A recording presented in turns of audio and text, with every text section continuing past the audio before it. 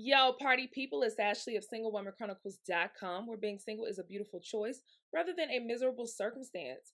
And today's episode is brought to you by my books, Single Woman Chronicles, An Atlanta Love Story, kinda, making sure I said that into the mic, Single Woman Chronicles, An Atlanta Love Story, kinda, as well as How to X Your Ex, a guide to getting past unhealthy relationships. You can pick these books up at Amazon as well as books on Google Play, Apple Books, Audible, and I feel like I'm missing one, Barnes and Nobles, on their website.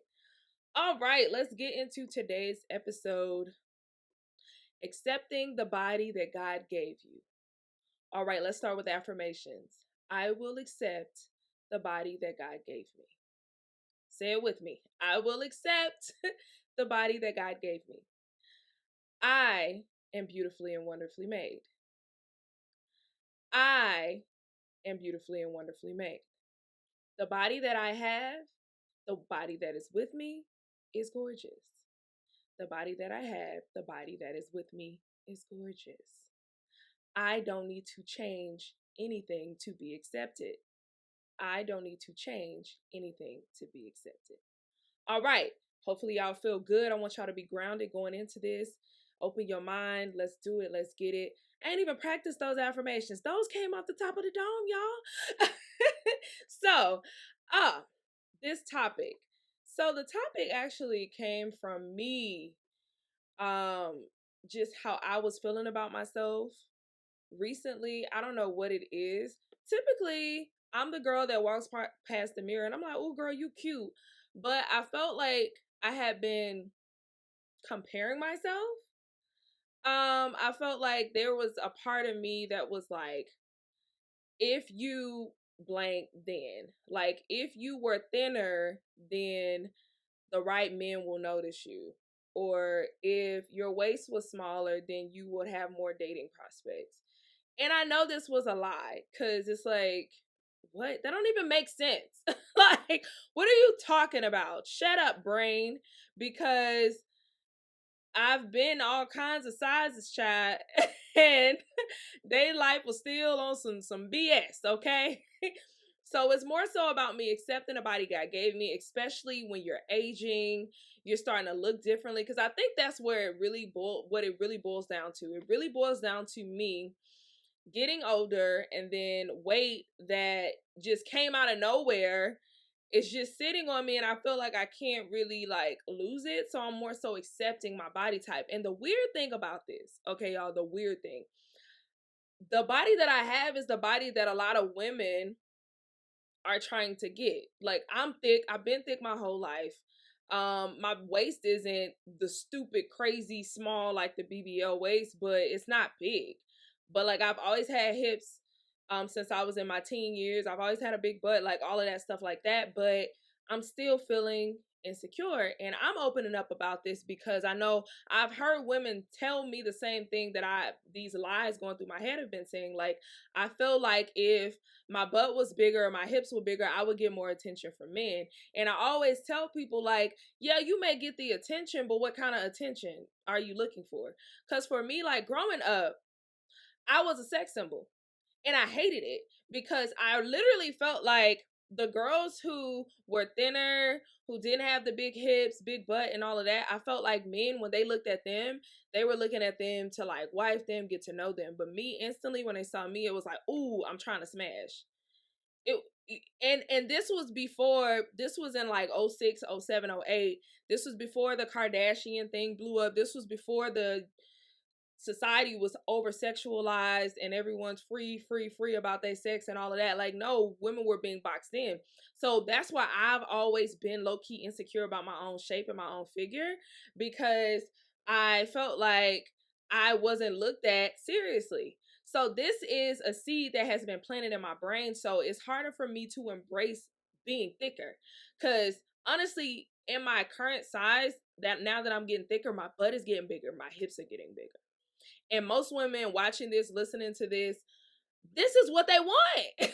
But for me, it's like, because of that past, I wouldn't even call it trauma, but that past, like, the past results I got because of the shape that I have. that has been with me since I was literally like 16, it makes me self-conscious because I remember like walking down the halls, teachers hitting on me. I remember walking that in my neighborhood and men who 40, 50, I'm freaking 16, asking me, how old are you? And I'm like, oh, I'm 16. And they're saying stupid stuff like, oh, you know, the law in Georgia is you can be 16 a day older. Like, why would you even say so? It was just ignorant. It was disgusting. It was like predatorial. I don't even know if that's a word. But yeah, so I'm just laying the groundwork of why I've been self-conscious about my own shape, even though it's the shape that people seek after. And it's the popular shape in society. So I sometimes wonder, like, girl, what is wrong with you? Why are you tripping? You have the body type naturally that people want. And you're getting thicker. That's a good thing. Not to me. Like, not to me. So I'm at this crossroads of like trying to accept the body that God gave me and just be okay and just uprooting those disgusting, horrible thoughts, right? So, side note in the background, this happened last week, but I don't know what it is about my community. Every time I start recording, folks want to like have loud things in my background. So I just want to say that if you hear something in the back, I'm sorry, y'all. I don't know what's going on. Every time I press record, these fools want to come with all types of loud noise. Who child woosah, but I'm gonna do my best to cancel out the noise. So hopefully y'all don't even hear it and y'all like, oh no, I don't hear nothing. But anyway, so yeah. But it's just we have to accept the body God gave us. And we have to separate from this thought process of if then.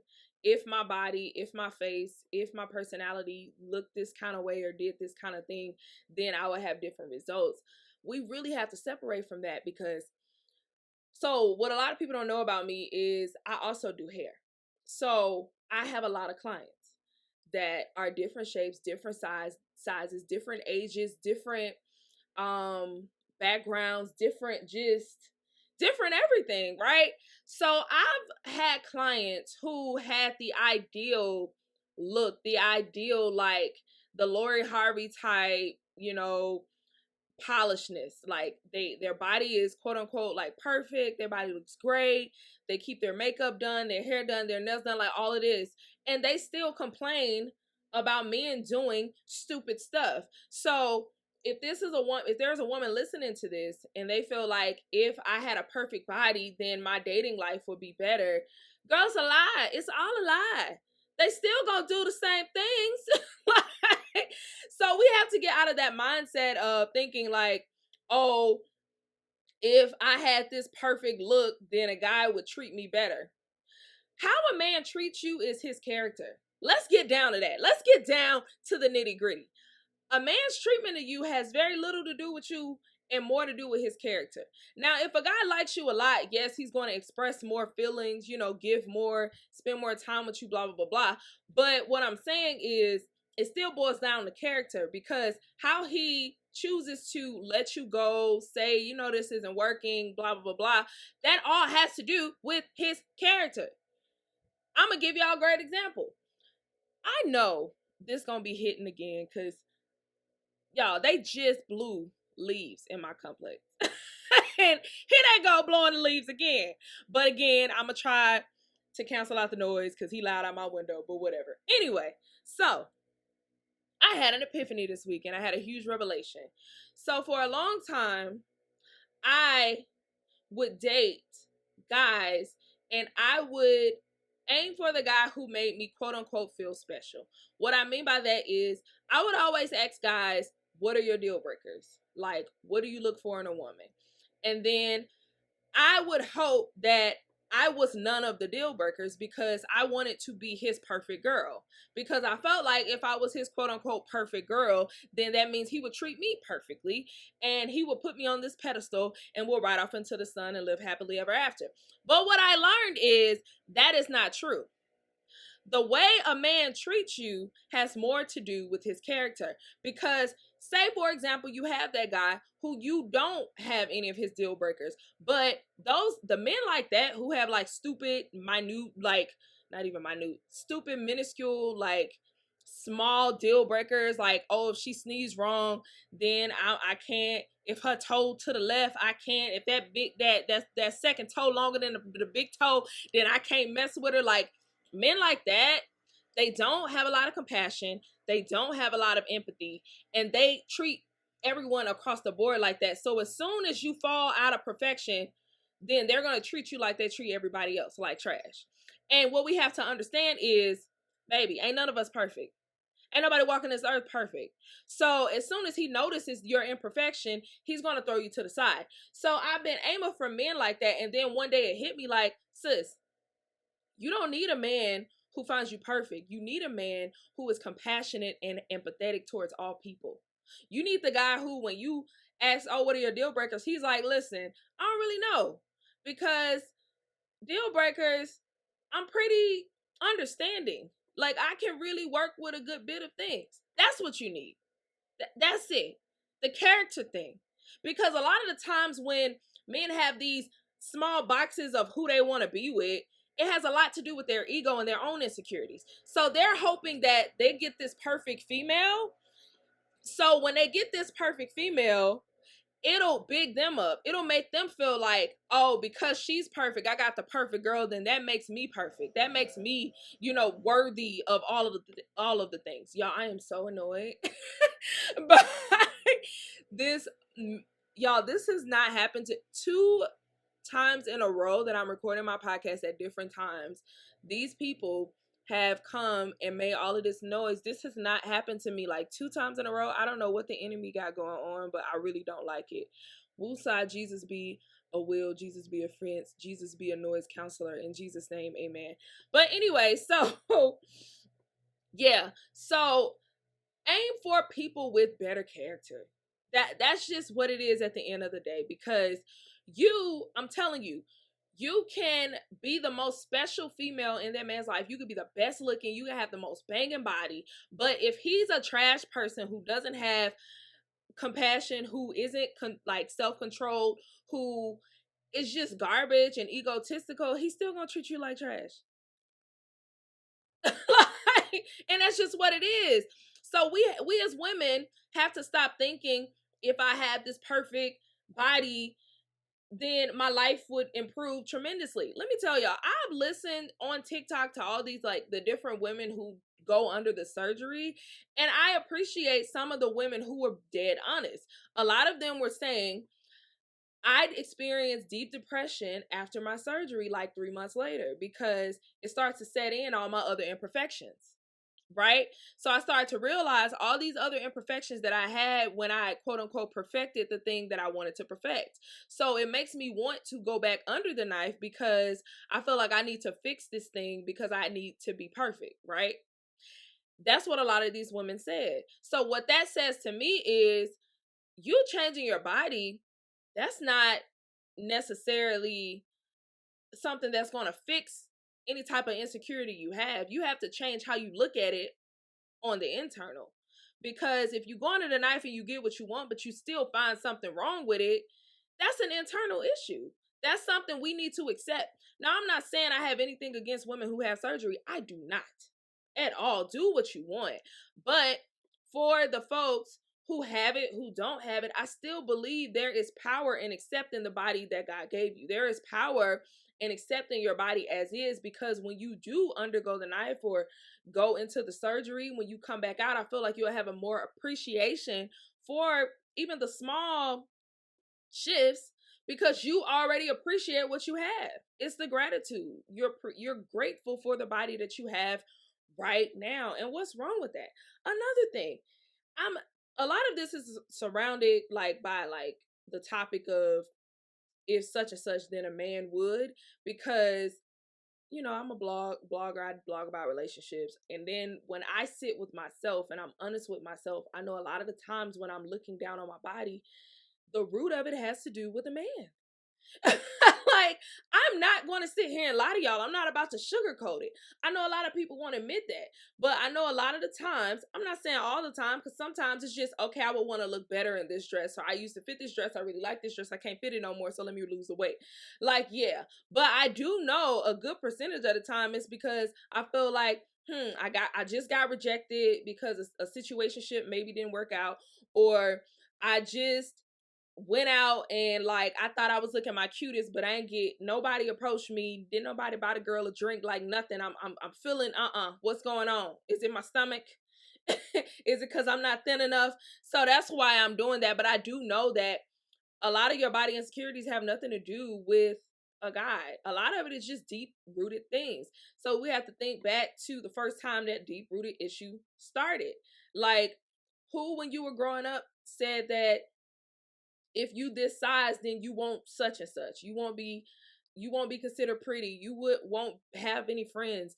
Speaking of have friends, child, they is tearing that girl Erica Banks up on the internet because she done said that she can't be friends with you if you don't have a certain aesthetic. Woo, Lord. Woo, Lord, it just don't make sense because I thought friendships were to have companionship as far as like, well, maybe not companionship, but it is a form of companionship when you have your friends like to support you, to show up for you, to be a shoulder to cry on, to encourage you, to see your blind spots. All of those things are internal. Those have nothing to do with how you look. Like, I don't know. It's just, it don't make sense, but they done tore her up. I just had to mention it because we was talking about friends. But anyway, like, usually this stuff is deep rooted. And speaking of deep rooted, even going back to me feeling like I needed a certain, I needed a guy to see me as perfect in order for him to stay. That actually, the deep rooted seed of that came from an ex of mine. I had an ex-boyfriend who was very critical, and he would say literally things to me like, if you were more confident, then I would treat you better. Or if you were more ambitious, then I would be better to you, basically. So that's where that seed came from. So today I'm challenging you to uproot the seed of where it came from. Like, who told you that your body was flawed? Who told you your body wasn't beautiful? Most of the time, it be a hater. Most of the time, it's someone who wants your body type. Like, it's the weirdest thing. Most of the time, the biggest hater be you. It be you. You done compared yourself to somebody on the internet. And now you've told yourself that because I don't look like her, that I can't get attention, I can't be successful, I can't have the life that she has. So you done created a false scenario in your mind to make you, that done told yourself that you're not beautiful. That done told you yourself that you need to change the body that God gave you because you would be better if you looked a certain way. Stop. Just stop. We be our biggest haters sometimes. I swear to God. Comparison is the thief of joy, and it is the truth. We got to stop. We got to uproot these thoughts that are lies. They lies. Because women, we so critical over ourselves. Now, I do understand the beauty standard in America. It be changing all the time. But I will tell you that just accept, let me tell you, when you start to accept the body that God gave you, and this ain't even on no like, oh, you feel like I accept the body that God gave me, that don't mean you should take care of it. No, still go to the gym, still eat right, whatever. Like, still do that. But I'm saying you're not being critical with yourself at all levels. Like, at all levels, you accept yourself. It don't matter if you at the biggest, the smallest, the mediumest, like, you accept yourself at all levels. But when you get to that point of your life where you love your own dirty draws, then you are going to attract all kinds of people. You're going to attract business relationships. You're going to attract romantic relationships, friendships, because everyone wants to be around the person who's confident, who loves themselves, who's like, now I can't say everyone, but good people, secure people, people who want to add value to your life. They want to be around people who accept themselves, who love themselves, because they feel like, yeah, I want that kind of inspiration around me. I want that kind of like love around me. That self-love, it goes a long way. It affects all parts of your life. So I just want to encourage y'all to accept the body that God gave you. And I know that begins with you getting to the root of why you don't like yourself, why you don't think that the body that you have is good enough. Like, what's the why in that? And then to start doing the affirmations, like the ones that I just popped off at the top of the dome. You can do that. Get your own affirmations, pop them off at the top of the dome. Like, just do it. Look in the mirror at your girl. You is beautiful. You is kind. You is smart. Okay. And then cut off the things that trigger you to feel that way. Like, if social media, every time you see this chick or this person on social media and they make you feel bad, listen, block them, unfollow them. I know it sounds petty, but it ain't about that. Like, sometimes you gotta know your triggers and block them out of your life, and it has nothing to do with the other person. You gotta kind of put you first when you healing. You gotta put yourself first. You gotta cut off those things that make you feel a certain type of way. If you got a friend that makes you feel a certain kind of way, when you're around them, either talk to them, set it straight, and see how they adjust, or two, distance yourself. Like, you really have to do that. And then another thing, I tweeted this, but I have to say this out loud. Sometimes it ain't got nothing to do with your shape. It has to do with how you dressing. Like, certain outfits are flattering to certain body types. Learn what your body type is and the thing that is flattering for your body type. And dress for your body type. Honey, when you start dressing for your body type, you ain't never gonna question how you look. Because everything gonna look good. Because you dressing for the customization of you. Okay? So since all these noises keep interrupting me, I'm just gonna go ahead and get out. Hopefully I done helped y'all accept the body that God gave you, because anytime I feel like a trigger is trying to throw me off, I'm like, I accept the body God gave me. I'm cute. I'm looking at me. I'm cute. I'm cute. I don't care what you say. I'm cute. Okay? Say it with me. I'm cute. That's an affirmation. I'm cute, honey. I'm cute. But all right, y'all. Bye. Till next time.